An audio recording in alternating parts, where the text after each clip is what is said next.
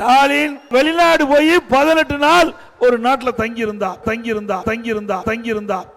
அறிவிச்சிருக்கார். எதுக்கு வெளிநாடு போறாரு?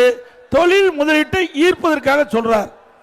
தொழில் முதலீட்டை ஈர்க்க போல தொழில் முதலீடு செய்ய போறார் முதலமைச்சர்.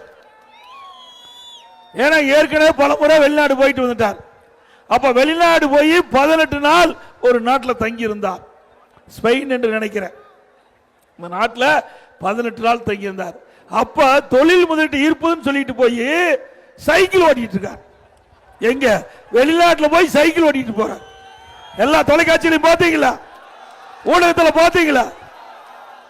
இங்க இருக்கிற மக்கள் கஷ்டப்பட்டு இருக்கிறாங்க. இங்க இருக்கிற மக்களுடைய வரி பணத்துல நீங்க வெளிநாடு போய் சைக்கிள் ஓட்டுறதா முக்கியம். அதை மக்கள் பார்க்க வேணும். அதை வேற ஒளிபரப்பு செய்யறாங்க. இப்படிப்பட்ட முதலமைச்சர் தேவையா?